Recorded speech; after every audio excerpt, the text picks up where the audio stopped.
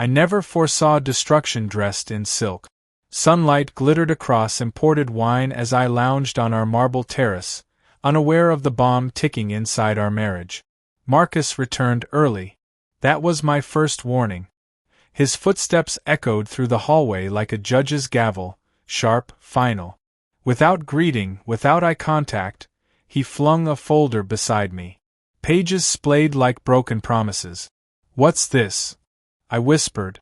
"Evidence," he replied coldly. "Names, balances, forged agreements, pending lawsuits. The weight of $3.5 million hung between us." "I didn't sign these," I protested, pulse racing. "You benefited." He wore no anger. Only apathy. Like I wasn't worth fury, just disposal. "Why not talk to me?" I pleaded. He chuckled. "Communication ended after that Bali retreat, remember?" I remembered. A year ago. The trip that was supposed to fix us. Instead, it shattered what little remained. He accused. I deflected. We buried resentment under cocktails and temporary smiles. Now the mask had slipped. Marcus leaned forward. "Leave. Today. I'm divorcing you." "The debt? Not mine anymore. Enjoy what you begged for." He turned, disappearing behind glass doors. No apology. No regret. Just silence. Evening sank its claws into our Lakeview home. Lights flickered. My reflection stared from the window, a woman both sculpted and hollow. I hadn't always been like this. Before Marcus, there was fire. Reckless decisions, midnight escapes, adrenaline rushes. I was art in motion, untouched by hesitation. He changed everything. At first, I craved him. Wealth. Sophistication. Power. He was stability dressed in designer suit.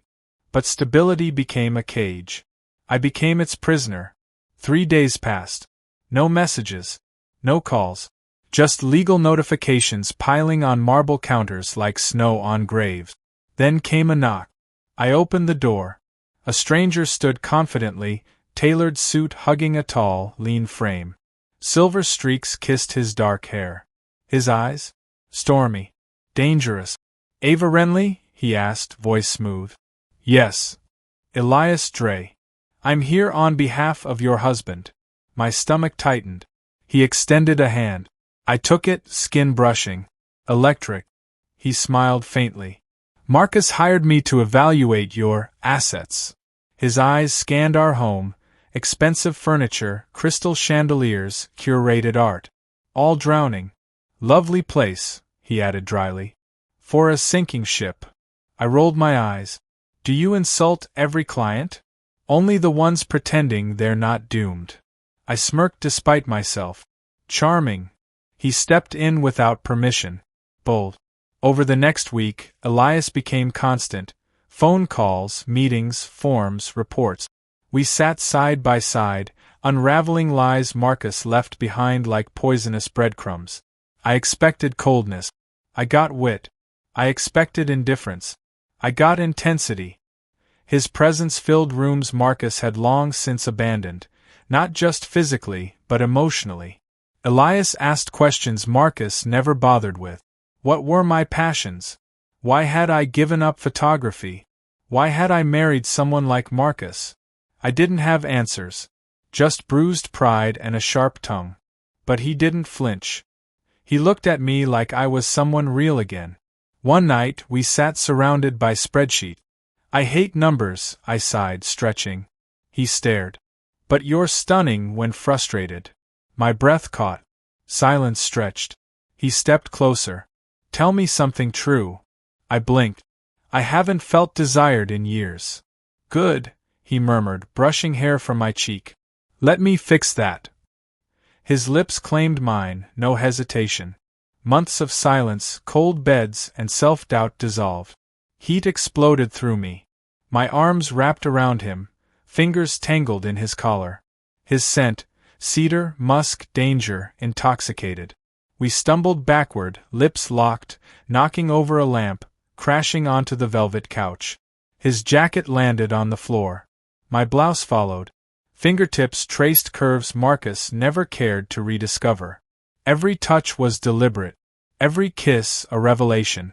Pleasure built, unrelenting, consuming, wild. I forgot the world. Forgot shame. Forgot consequences. That night I lived. Morning brought reality. Naked in tangled sheets, I watched Elias sleep, chest rising, expression peaceful. I traced his jaw with tentative fingers, unsure what I felt. Guilt? Freedom? Both. He opened one eye. Staring again. I smirked. Not sorry. He pulled me close. Neither am I. But something twisted in my gut. Marcus had chosen him. Out of every consultant in the city, why this one? Was it coincidence? Was I played? I buried the thought, but it didn't die. Instead, it grew. Waking beside Elias was fire and frost. His arm rested across my hip, warm, anchoring. Outside, the city stirred.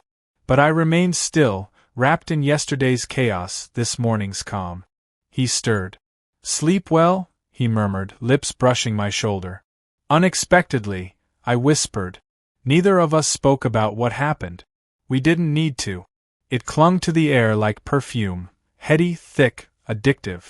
I dressed silently. He watched me from the bed, gaze trailing every movement. You planning on regretting that? He asked. I paused, buttoning my blouse. No, I said. Just trying to figure out why it felt like something I needed. But shouldn't have. Elias rose, naked, unapologetic. His body was cut from discipline and hunger. He crossed the room, kissed my collarbone. Let's not pretend we're fragile, Ava. His words curled around my spine. I nodded, unable to argue. But beneath the ache still lingering between my thighs, something darker simmered, suspicion. Why was he so good at this? Later, we met a financial advisor, part of the cleanup Marcus orchestrated before his vanishing act. The man, Felix, was dry, all suit and statistic. He spoke in cold absolute. You have 3 options, he said. Sell. File bankruptcy. Or negotiate. Negotiate with who? I asked, already exhausted. Felix adjusted his tie. People who don't care about your marriage or feelings. Just repayment. Charming. Elias interjected, calm, assertive. We need time. Ava's name holds value. This estate still has weight. Felix scoffed. Brand power doesn't cover 7 figures. Elias leaned in. It will when we play smart. Their exchange sparked something strange, admiration, maybe. Elias wasn't just a pretty face. He wielded strategy like a sword. I was drawn to it. Too much. That evening, after Felix left, Elias poured bourbon into crystal glasses. We sat on the floor, backs against the sofa, silence draped over us like velvet. You weren't always this collected, I said. He tilted his head. You've seen me naked, Ava, but you still don't know me. Then tell me. He sipped. Grew up in Detroit. Mother died young. Father gambled everything. I studied numbers because they were the only thing that made sense. Why work for Marcus? Because he pays. Even now. Elias paused. Then, no. That caught me off guard. Then why are you still here? His eyes met mine.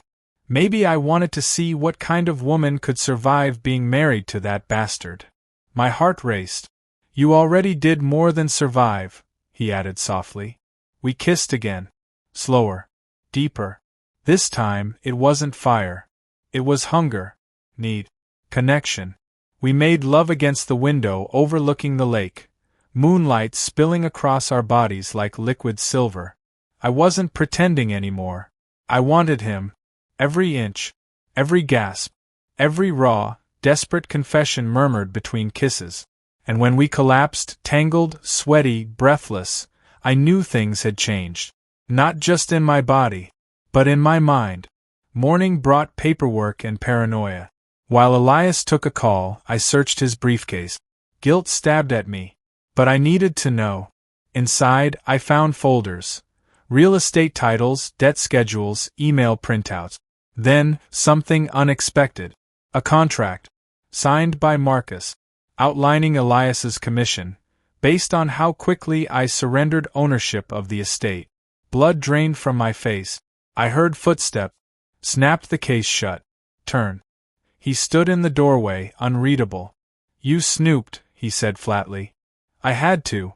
He sighed, stepped closer. And I swallowed. Is this a game to you? No. It was a job. It's not anymore. I held up the contract. Hard to believe that. Elias walked over, took the paper, crumpled it in his fist. I already told Marcus to shove this deal. I quit yesterday. I blinked. You didn't say that. You didn't ask. Why would you stay? He looked hurt. I thought you knew. He dropped the crumpled contract at my feet and walked out. For hours I sat in silence. Rain fell. My thoughts raced. Was he lying? Was I falling for a con artist? Or for the first time, was someone finally choosing me, without an agenda? I didn't know. But I wasn't going to wait passively anymore. That night, I found Elias in the guest room, shirtless, staring out the window. I'm sorry, I said. He didn't respond. I walked to him, pressed a kiss between his shoulder blades. I've been lied to so much. I don't know how to believe anything anymore. He turned.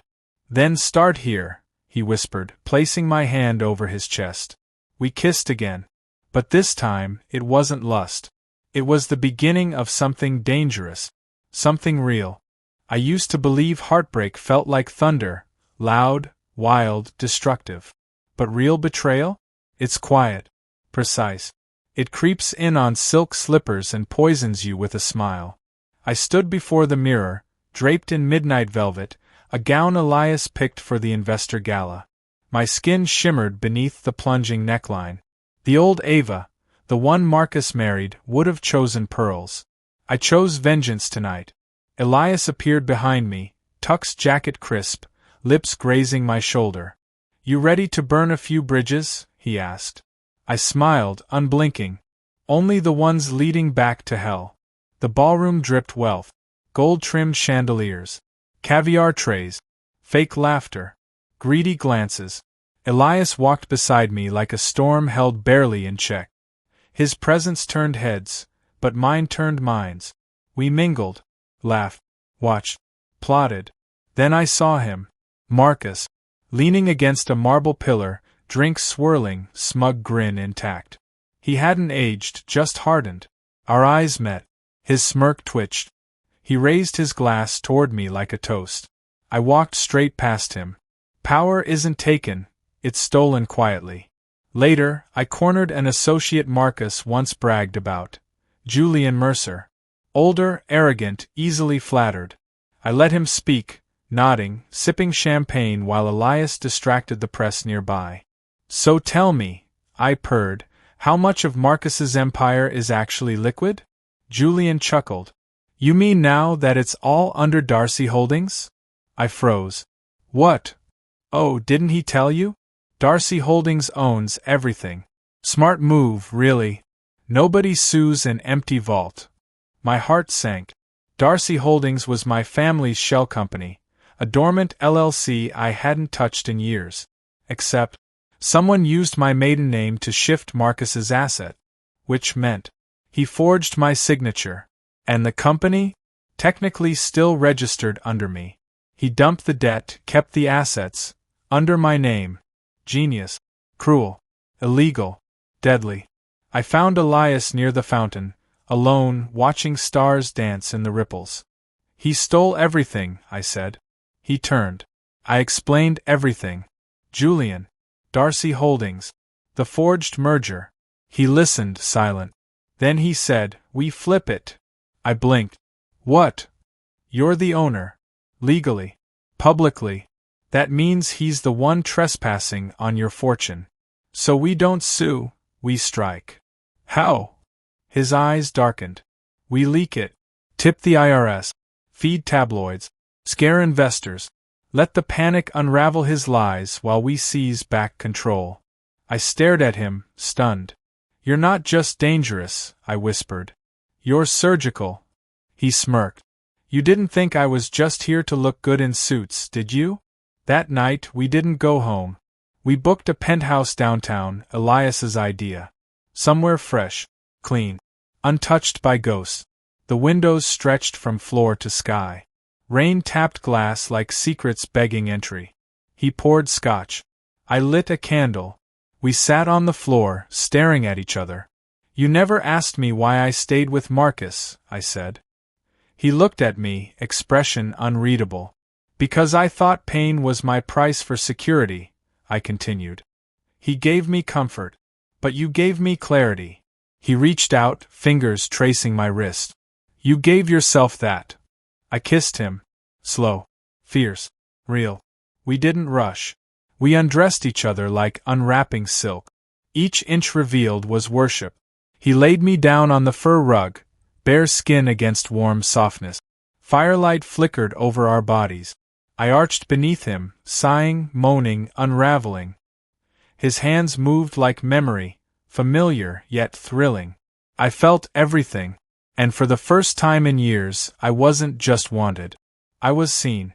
Afterward, we lay tangled, limbs intertwined, listening to the storm outside. I never imagined trusting someone again, I admitted. Then let me be your first mistake, he whispered, grinning. I smacked his chest, laughing softly. But the laughter didn't last. My phone lit up. Unknown number. I answered instinctively. No greeting. Just Marcus's voice. Well played, he said. You always were more dangerous than pretty. My blood turned to ice. You stole everything, I said. No, he replied. I shifted the narrative. You refused to leave, remember? Now it's yours. Every problem, every penny. I know about Darcy Holdings. He chuckled. Good. Then you also know you'll go down first. I clenched my jaw. You forgot one thing, I hissed. Oh. I'm not alone anymore. He went quiet. Then, be careful who you trust, Ava. Some lovers love leverage more than legs. Click. Dead tone. I stared at the screen, heart hammering. Elias sat up beside me, brows furrowed. What did he say? I hesitated. He warned me about you. Elias didn't speak for a moment. Then, do you believe him? I don't want to. But I've trusted devils before. He reached over, grabbed my hand. Then trust the devil who burns for you. I barely slept. The penthouse buzzed with quiet menace. Elias dozed beside me, chest rising, hand over my waist. But I couldn't close my eyes. Marcus's warning carved itself into my skull like a whisper made of knives. Some lovers love leverage more than legs. I wanted to believe Elias wasn't one of them. But my instincts had rusted under years of manipulation. I no longer trusted my gut, or my heart. So I did what I had to. At sunrise, while Elias showered, I snuck out. I drove to the county records office. Darcy Holdings. Registered under my maiden identity. Except, one document changed everything. A recent amendment signed digitally. 2 days ago. It granted co-ownership to Elias Granger. My pulse stalled. His name etched beside mine. The form was buried deep, barely traceable, as if he didn't want it found, only functional. Why? Why would he stake a claim? Was Marcus right? Was I just a pawn in another man's hands? I returned to the penthouse. He stood by the window, half-dressed, sipping coffee like it wasn't a weapon between us. You left, he said. You lied, I replied. He didn't flinch. About what? I tossed the printed document onto the table. His eyes scanned it. He didn't look surprised. Answer me, I snapped. I needed access, he said calmly. To move faster. This wasn't about ownership, it was about leverage. I laughed bitterly. God, you even used the same damn words. He stepped closer. I did it to protect what we were building. We weren't building anything, I hissed. You're just another man wearing a different brand of betrayal. His jaw tightened. I could have taken everything, he said softly. But I didn't. That company's in your name, Ava. All of it. I only added my signature so I could stop Marcus from moving more funds. And now you own half. No. I'll relinquish it. Today. I only kept it long enough to block him. My rage wavered. Why didn't you tell me? Because I didn't think you trusted me enough to hear the truth. I stared at him, then whispered, I wanted to. That afternoon, Elias filed the relinquishment forms. Legally, publicly, irrevocably. He handed me the final printout, proof that the empire was now mine alone. And still, I wasn't sure whether I just won or lost everything. Marcus's downfall came swiftly. We leaked the forged documents, the shell transfers, the siphoned assets. An anonymous tip, courtesy of Elias, landed in several federal inboxes. Within 72 hours, Marcus's name was trending for all the wrong reasons. Investigations opened. Partners vanished. Stocks crumbled. His face, once a symbol of opulence, now screamed fraud. He called once more. Block. I watched his world burn through news streams, social feeds, whispered updates from old acquaintances too stunned to breathe. And I wore red lipstick and smiled. Weeks passed. I rebuilt Darcy Holdings, restructured staff, liquidated waste, paid off debt. People underestimated women in power, especially women who had once been silent. I learned the taste of revenge. It was champagne kissed with blood. Elias remained distant, physically close, emotionally detached. Maybe I'd broken us. Maybe he'd never fully been mine. Maybe we were fire destined to exhaust itself. One night, he packed a bag. I'm heading to New York, he said. Investment meetings. Might be gone a while. I nodded. Take care, Ava. I didn't stop him. 3 months passed. No calls. No texts. Only silence. People asked. I lied. Just business, I'd say. He'll be back. But I didn't believe it. Until one morning I stepped onto the balcony, and there he was, sitting on the stone railing, coffee in hand. Like he'd never left. You look different, he said. You disappeared, I replied. I wanted to see if you'd miss me, he teased. I crossed my arms. And I didn't last 2 weeks before buying a return ticket. I stared. What do you want, Elias? He stood, walked toward me, slower now, as if every step asked permission.